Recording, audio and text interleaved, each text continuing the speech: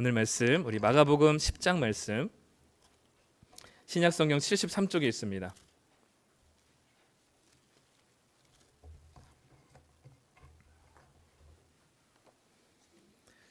마가복음 10장 46절부터 52절까지 말씀입니다.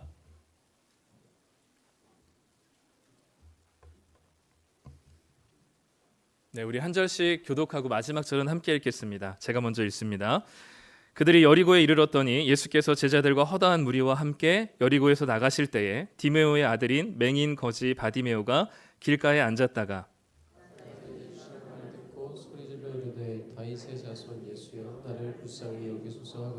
많은 사람이 꾸짖어 잠잠하라 하되 그가 더욱 크게 소리질러 이르되 다윗의 자손이여 나를 불쌍히 여기소서 하는지라. 예수께서 머물러 서서 그를 부르라 하시니 그들이 그 맹인을 부르며 이르되 안심하고 일어나라 그가 너를 부르신다 하매 맹인이 겉옷을 내버리고 뛰어 일어나 예수께 나아오거늘 예수께서 말씀하여 이르시되 내게 무엇을 하여 주기를 원하느냐. 맹인이 이르되 선생님이여 보기를 원하나이다. 함께 읽습니다. 예수께서 이르시되 가라 내 믿음이 너를 구원하였느니라 하시니 그가 곧 보게 되어 예수를 길에서 따르니라. 아멘. 네, 2부 예배 나오신 성도님들을 환영하고 축복합니다. 네, 봄이 됐습니다. 네, 저는 너무 즐겁습니다. 네, 주변에 이제 날씨와 온도의 영향을 많이 받는 사람으로서 네, 봄이 되는 게 그냥 아무 이유 없이 그냥 즐겁습니다. 날씨에 따라서 이렇게 소비가 달라진다는 이야기 혹시 들어보신 적 있으신가요? 날씨가 좀 따뜻해지면 기분이 긍정적으로 변한대요. 기분이 긍정적으로 변하면 우리가 무언가를 결정하는 그 의사결정이 체계적이기보다는 즉흥적이고 직감적으로 바뀌게 된답니다. 그래서 평소보다 훨씬 더 돈을 많이 쓰게 되는 경우들이 많다고 해요. 그래서 이때는 물건을 사서 구매한 구매평이나 리뷰들도 되게 너그러워진다고 합니다. 그래서 요 봄을 맞아서 이런 여러 그 기업들은 어떻게 하면 돈을 쓰게 하기 위해서 마케팅을 엄청 철저하게 벌이기도 하죠. 그래서 이렇게 날씨가 따뜻해지는 것을 빗대어서 따스한 햇살이 얼어붙은 소비 심리를 녹인다라는 말도 있다고 합니다. 이제 곧 푸르른 싹들이 이제 피어나고 또 벚꽃도 피는 이때 우리 남자 동지 여러분들 이 장롱 안에 갑자기 못 보던 백 같은 게 있는지 한번 잘 유심히 보시고 그래서 이 따뜻한 날씨에 소비 심리를 부추기는 이 상황 속에서 우리의 주머니를 내놓지 않으시기를 부탁드리고 필요할 때 또 꼭 써야 될 때 또 쓰시면서 우리 그리스도인의 소비가 또 거룩한 모습이 되기를 소망합니다. 오늘은 제목은 나는 보이지 않아도라는 제목으로 말씀을 나눌 텐데요. 드디어 예수님께서 예루살렘이라는 최종 목적지에 가시기 직전에 이르렀습니다. 오늘 보니까 여리고라는 도시에 도착하셨어요. 예루살렘에 가기 위해서는 반드시 여리고라는 도시를 통과해야만 갈 수 있었습니다. 왜냐하면 예루살렘은 너무 험한 산지였거든요. 이렇게 사진을 띄워드리는데 잘 안 보이시겠지만 아래쪽에 뭔가 이렇게 좀 마을같이 건물들이 있어 보이는 게 있죠. 약간 꺼무잡잡한 게 이제 아래쪽에 있습니다. 아래 마을이 형성되어 있고 저 꼭대기에 하늘 아래 이제 뭔가 저 산 위에 뭔가 있는 것이 보입니다. 여기서 볼 때 요단강에서 예루살렘을 바라본 장면인데 밑에 마을이 형성된 데가 여리고고요. 그리고 저희 이 황토색으로 덮여 있는 곳이 유대 광야이고 그리고 저 꼭대기에 있는 도시가 바로 예루살렘입니다. 그러니까 예루살렘은 해발 700m에 있어요. 그러니까 되게 높은 산지에 있기 때문에 예루살렘이 있는 곳을 유대 산지라고 불렀거든요. 그러니까 여리고에서 예루살렘으로 가려면 저 높은 험악한 곳이었기 때문에 이 여리고라는 평지를 지나서 유대 광야를 지나 그래서 예루살렘으로 도착할 수밖에 없었습니다. 다른 길로 오는 건 굉장히 험난했어요. 그래서 예루살렘으로 가기 위해서는 반드시 여리고를 지나야만 했습니다. 여리고가 예루살렘의 초입 문과도 같은 역할을 했었죠. 그래서 예수님께서는 지금 여리고로 지나고 계신데 이 예수님께서 여리고를 지나는 때가 언제였냐면 6월절이라고 하는 이스라엘 최대 명절이었어요. 이때는 이스라엘이 전 세계 각지에 흩어져 있었던 유대인들도 예루살렘이라는 곳에 모여들기 시작했습니다. 그래서 예수님과 제자들뿐만 아니라 6월절을 맞아서 예루살렘에서 6월절을 맞이하기 위한 그 축제의 장소로 가기 위한 수많은 순례자들이 여리고를 지나가고 있었습니다. 그래서 그 광경을 오늘 말씀 46절에서는 이렇게 기록하고 있습니다. 함께 읽겠습니다. 그들이 여리고에 이르렀더니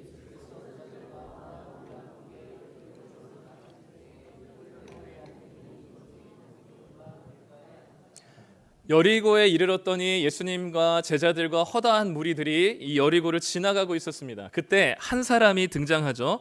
그 사람의 이름은 바디메오입니다. 이 바디메오가 진짜 이름은 아닌 것 같아요. 왜냐하면 이 바디메오라고 하는 이름 자체가 디메오의 아들이란 뜻이거든요. 이 바라는 게 아들이라는 뜻입니다. 그러니까 바디메오라는 이름 자체가 디메오의 아들인데, 디메오라는 이름과 단어가 어디서 나왔냐면 불결하다, 부패하다라는 단어에서 나왔어요. 근데 사람 이름을 지을 때 부패하다, 불결하다라는 이름을 짓는 부모님은 없잖아요. 남부패, 남불결 뭐 이렇게 지은 이름을 짓지 않잖아요.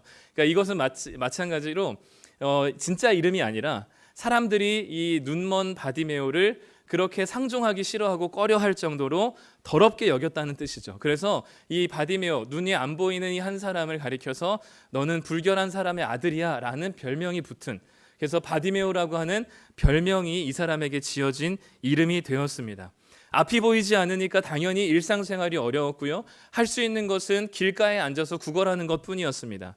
지금 예수님과 제자들과 수많은 무리들이 6월절이라고 하는 축제의 길을 가는 그 길 한가운데를 수많은 사람들이 지나가고 있습니다. 그런데 오늘 본문 말씀을 보니까 바디메오는 길가에 앉아 있었습니다. 완전한 아웃사이더였고 그 무리에 합류할 수 없었던, 그래서 그 지나가는 사람들에게 구걸해야만 하는 앞이 보이지 않는 사람이었습니다.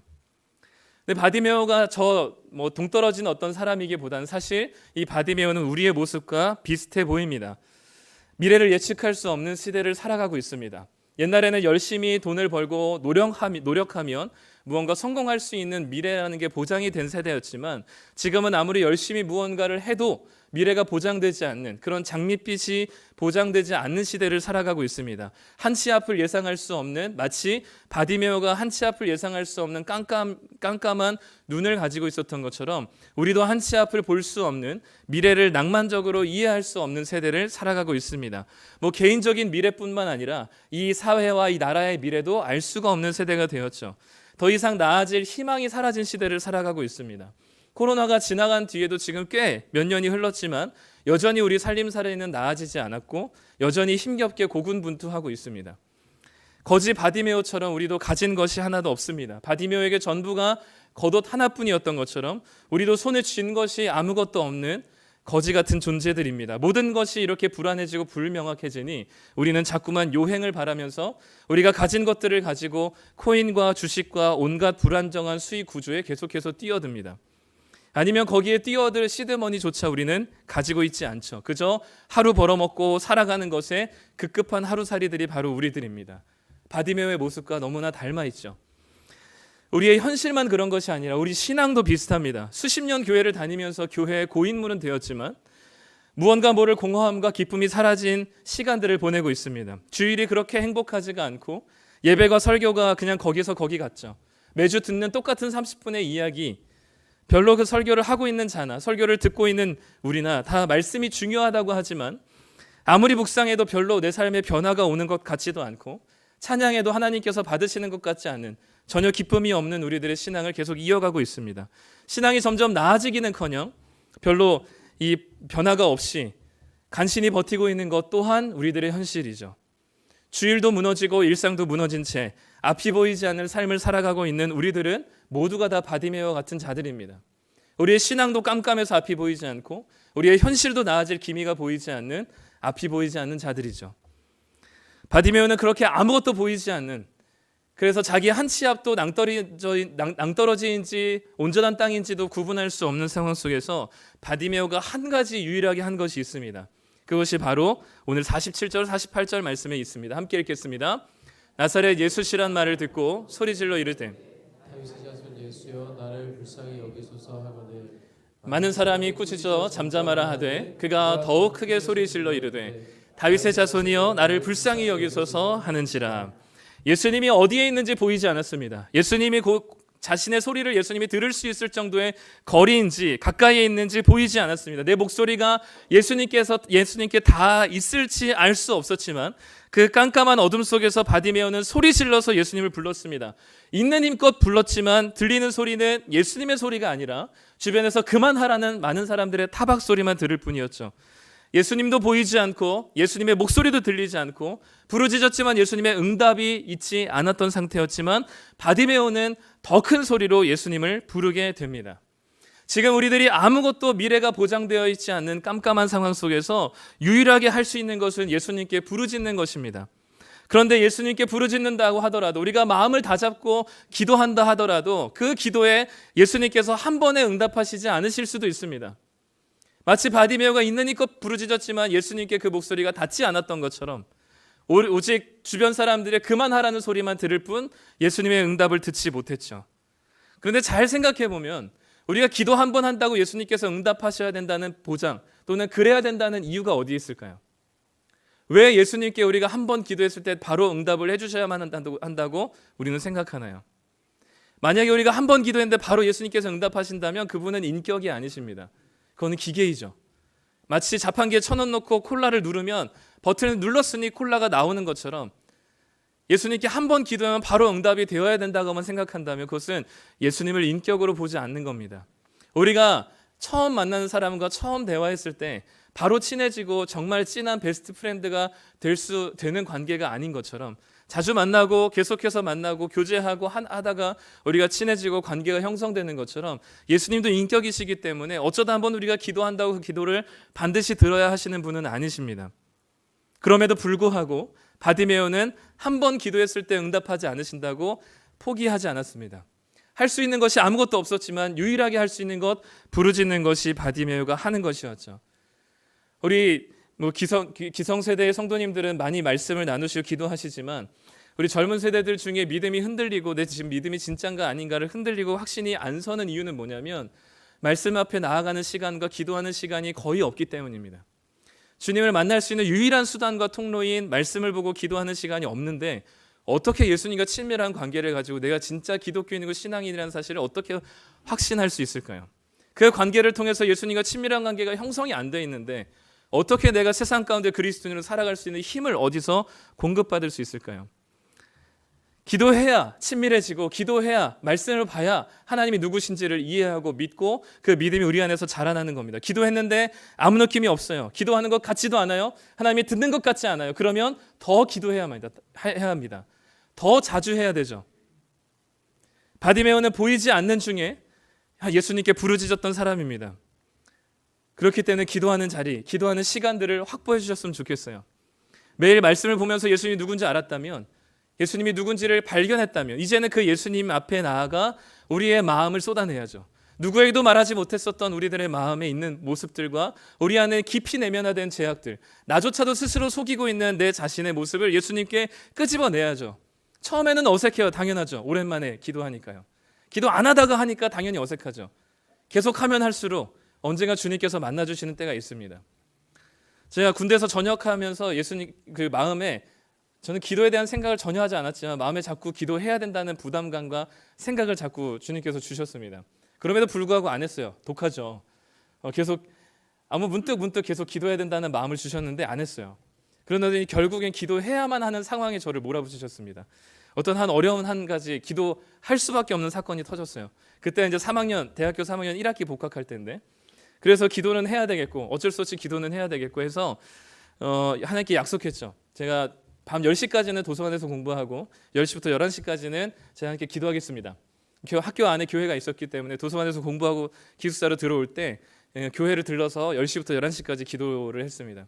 정말 간절히 그 어려운 문제를 놓고 기도하고 저의 개인의 문제로부터 시작해가지고 주변의 친구들과 함께 그 신앙생활하는 청년들과 또 동기들과 부모님들과 막 열방과 나라에서 정말 간절히 기도하고 눈을 떴는데 5분밖에 안 지나 있더라고요. 정말 심정적으로 한 40분이 지나 있어야 되는데 정말 간절히 기도했는데 5분을 열심히 기도하고 나니까 기도할 말이 없어요. 더 이상 뭔가 기도 제목이 안 떠올라요. 그럼에도 불구하고 제가 했었던 건 뭐냐면 11시까지 약속했기 때문에 그냥 앉아서 딴 생각을 하더라도 11시까지 교회에 있었습니다. 그냥 5분 정도 기도하고 나머지 55분을 정말 양반다리 하고 앉아가지고 그냥 혼자서 있더라도 11시까지 있었어요. 정말 간절히 기도 제목을 짜내서 10분까지 기도하고 15분까지는 기도했는데 그 이상은 안 되더라고요. 45분은 그냥 앉아서 멍 때리고 있거나 공상을 하고 혼자 그냥 생각하고 있었던 시간들이었어요. 11시 땅 되면 집에 기숙사로 가고 그렇게 한 3월 달에 그렇게 보냈는데 어느 순간 하나님께서 제 마음에 은혜를 주시더라고요. 저도 모르게 기도 제목들이 막 생각나고 열심히 정말 기도해서 한 10분 15분 정말 지난 것 같은데 1시간이 지나 있고 기도하는 시간과 기도하는 맛을 알게 되는 시간들이었습니다. 그러니까 우리가 기도가 오랜만에 기도를 하다 보면 당연히 기도하는 것이 정말 기도를 듣고 내가 지금 뭔 짓 하고 있나 이런 생각이 들어요. 그럼에도 불구하고 그 기도하는 시간과 정해놓은 시간들을 꼭 사수했으면 좋겠습니다. 그러다 보면 하나님께서 언젠가 우리의 마음에 성령을 통하여서 불일 듯 일어나게 하시는 시간들이 있어요. 그것을 또 자주 경험하시다 보면 기도하는 맛이 무엇인지를 알게 되고 주님과 교제한다는 것이 정말 무엇인지를 깨닫게 되실 겁니다. 그렇기 때문에 이번 주는 꼭 우리가 말씀 묵상을 하는 시간들도 있지만 말씀 묵상하기 전에 기도하시겠지만 말씀 묵상과 상관없이 개인적으로 정해놓은 기도 시간들을 한번 좀 체크하시고 그 시간만큼은 좀 사수했으면 좋겠습니다. 기도가 안 되더라도 더 이상 기도 제목이 없더라도 약속해놓은 그 시간만큼은 그 자리에 앉아서 요지부동 하셨으면 좋겠어요. 그 하나님께서 때가 되시면 하나님께서 주시는 은혜가 있을 것이고 그 교제가 반드시 우리 가운데 풍성해질 겁니다. 바디메오는 보이지 않았지만 예수님이 어디 있는지 몰랐지만 부르짖었습니다. 한 번에 응답되지 않았어도 또 부르짖었습니다. 바디메오의 부르짖음에 예수님께서 응답하시죠. 그런데 예수님께서 이상해요. 원래는 보통 예수님께서 이런 예수님께 나와서 간구하는 자들이 있다면 예수님께서는 그곳에 가셔요. 그 환자가 있는 곳에 가시고 기도한 자, 간구한 자에게 가십니다. 야이로의 회당장의 딸도 고치시기 위해서 직접 가셨죠. 백부장의 종도 직접 고치시기 위해서 가시려고 했습니다. 그런데 오늘 본문에서 이 바디메오만큼은 부르십니다. 오늘 말씀 49절 50절 함께 읽겠습니다.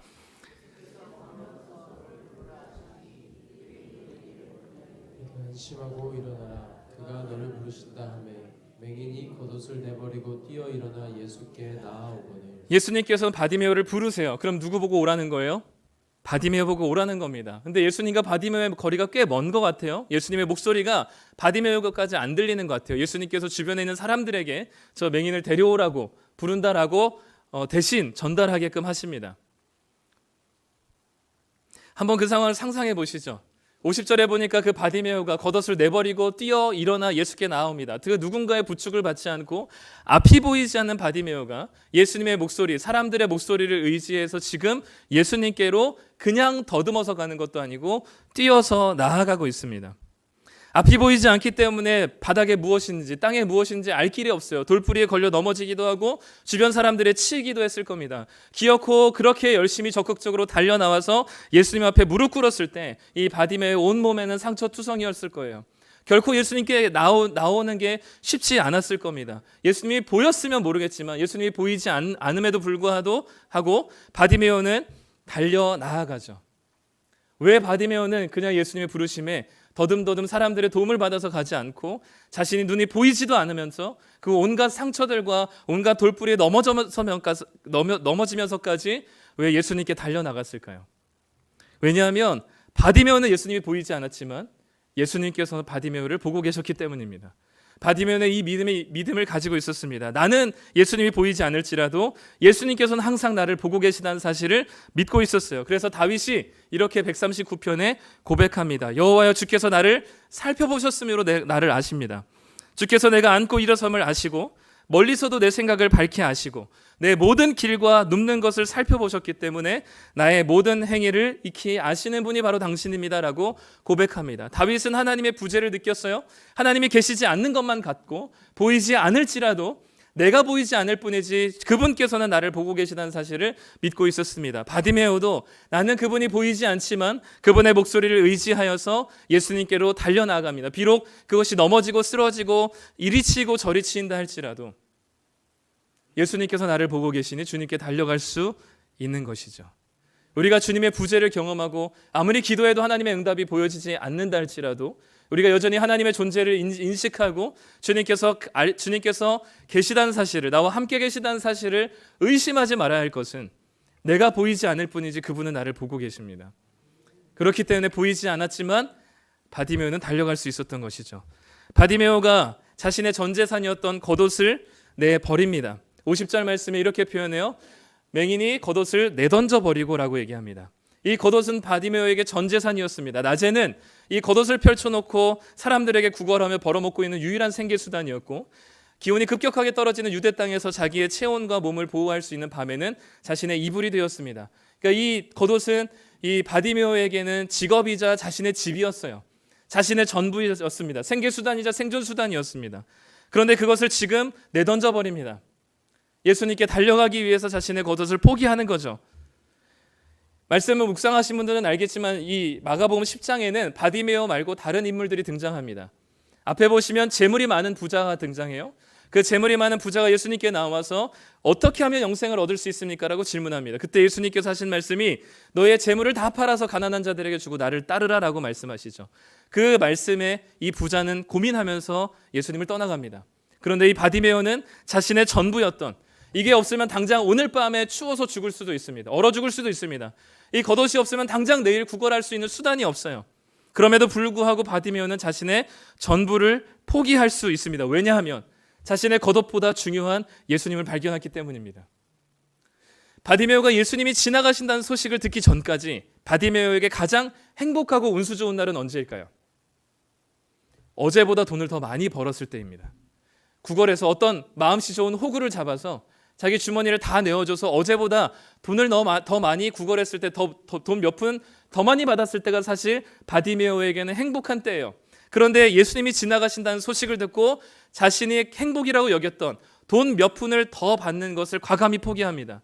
왜냐하면 예수님은 자신의 하루하루 돈 몇 푼 벌어서 일시적인 만족감을 얻는 것이 아니라 바로 예수님께 나아가면은 자신의 눈을 떠서 이 거지 같은 인생이 변화될 것이라는 근본적인 해결이 주님께 있다는 사실을 믿었기 때문이죠.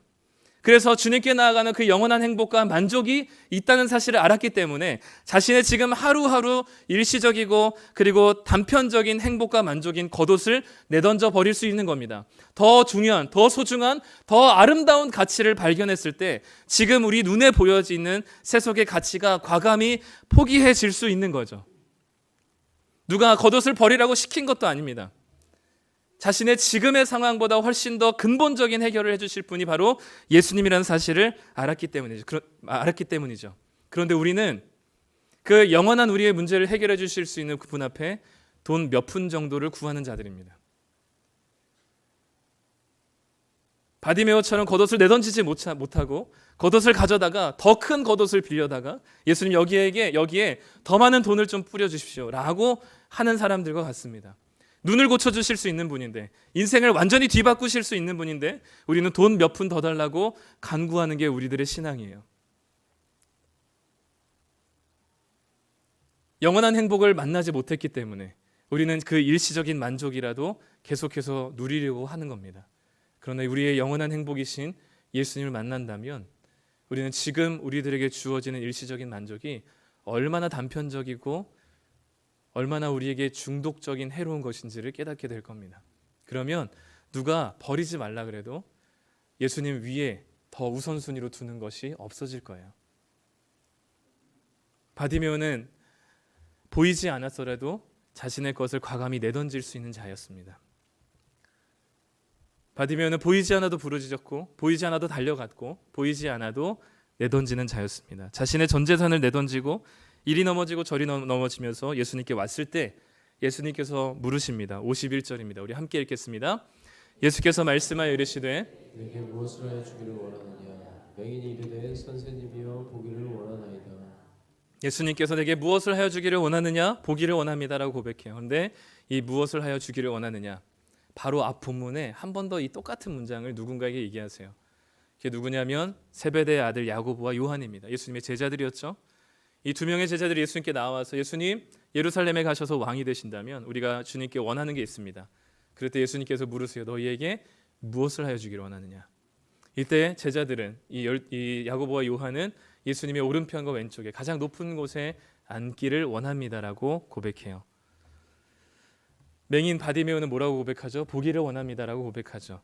둘 다 자신의 소원을 하나님께 아뢰었습니다. 그런데 차이점이 한 게 있어요.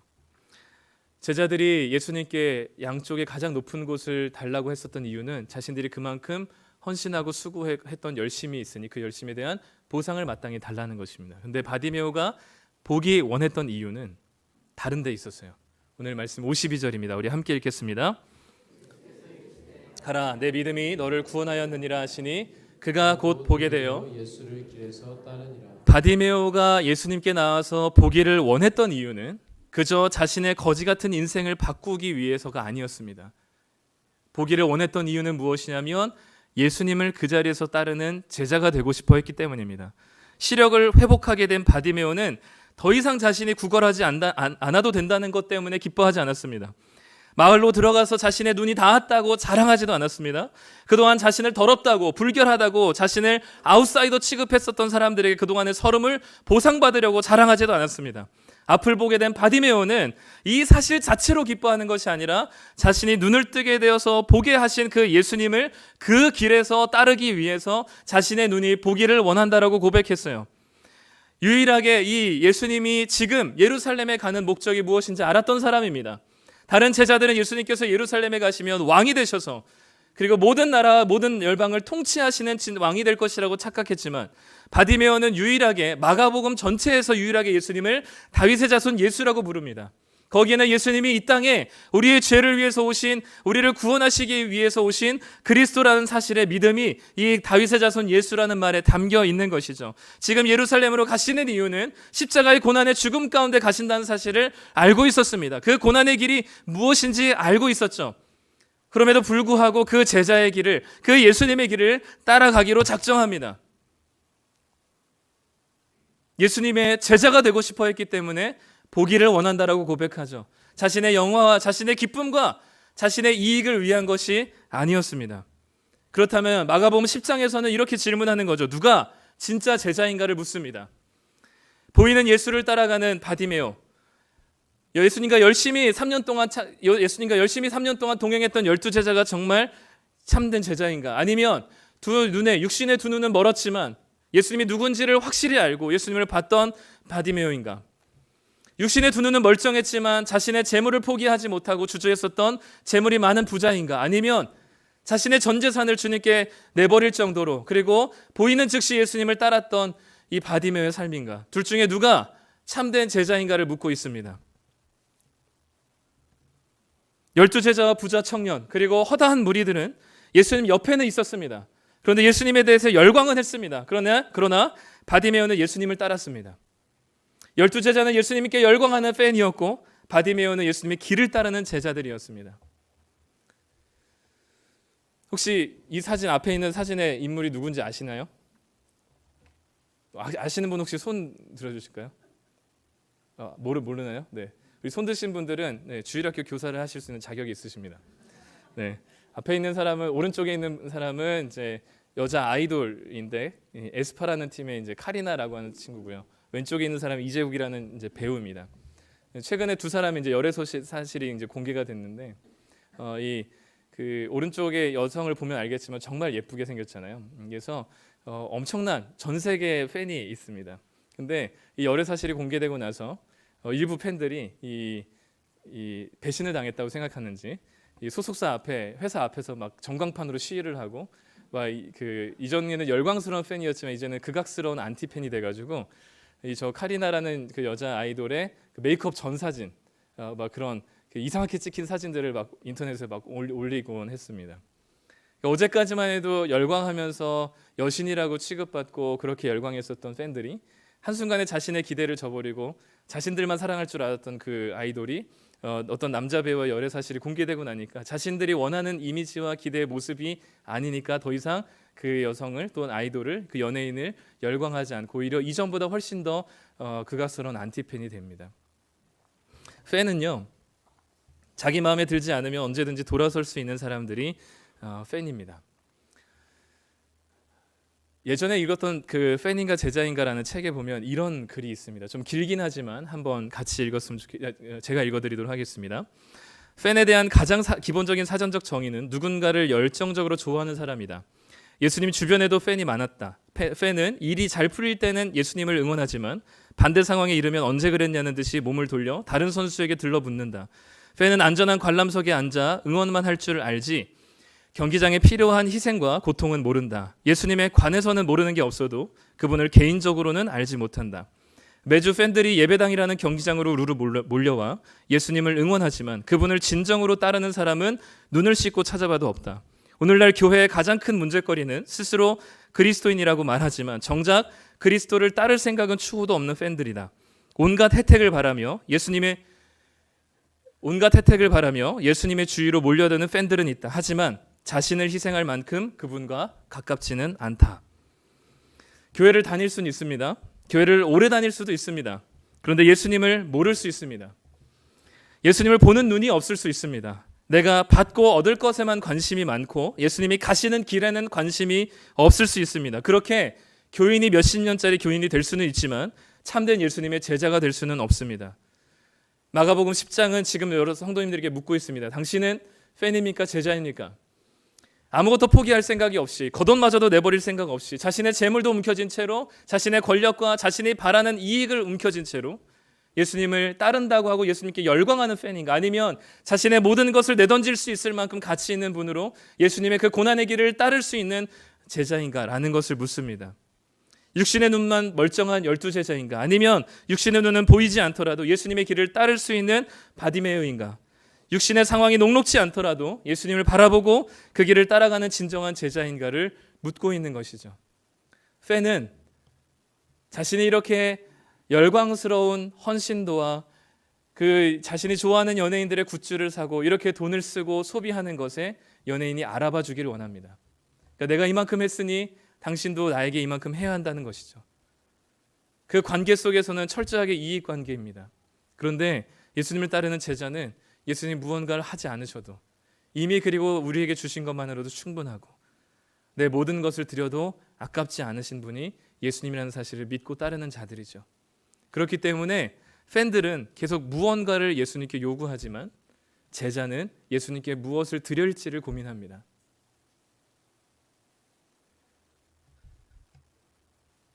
우리에게 지금 계속 묻습니다. 12제자입니까? 아니면 바디메오입니까?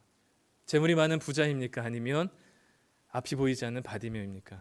당신은 예수님께 열광하는 팬입니까? 아니면 진짜 예수님의 길을 따라가는 제자입니까? 이 질문에 우리는 자신 있게 답할 사람이 없습니다. 저조차도요. 바라기는 우리의 육신의 상황들이 여유롭지 않더라도 또 앞이 보이지 않는 깜깜한 바디메오의 상황과 같을지라도 예수님께서 이미 우리에게 주신 것들이 얼마나 큰지를 알고 그 길을 따라가기로 결정하는 진정한 제자가 되기를 간절히 소망합니다. 이 자리에 같이 함께 기도했으면 좋겠어요. 하나님, 제가 지금 바디메오와 같은 상황입니다. 그런데 보이지 않는다고 아무것도 하지 않고 기도도 하지 않은 채 무기력해져 있는 우리들의 모습을 봅니다. 우리들의 현실도 어렵지만 우리들의 신앙과 영적인 상태도 참 무지하여서 너무나 무기력하여서 하나님께 부르짖지 못하고 있습니다. 주님, 우리 입술을 열어서 주님께 부르짖고 기도할 수 있는 은혜를 더하시고 바디메오처럼 한 번 부르짖고 두 번 부르짖고 세 번 부르짖으며 계속해서 기도하는 순간 가운데 찾아오셔서 우리가 지금 두 손에 꽉 쥐고 있는 그 아주 얄팍한 그 겉옷을 놓을 수 있는 더 고귀하고 아름다우신 예수님을 만날 수 있게 하여 주시옵소서. 주님을 만남으로 이제는 주님께 열광하며 주님께 무엇을 얻어내는 팬이 아니라 주님께 무엇을 드릴 수 있을지를 고민하며 그 고난의 길과 십자가의 길을 넉넉하게 걸어갈 수 있는 주님의 제자가 될 수 있도록 이 시간 우리 한 목소리로 함께 기도하도록 하겠습니다.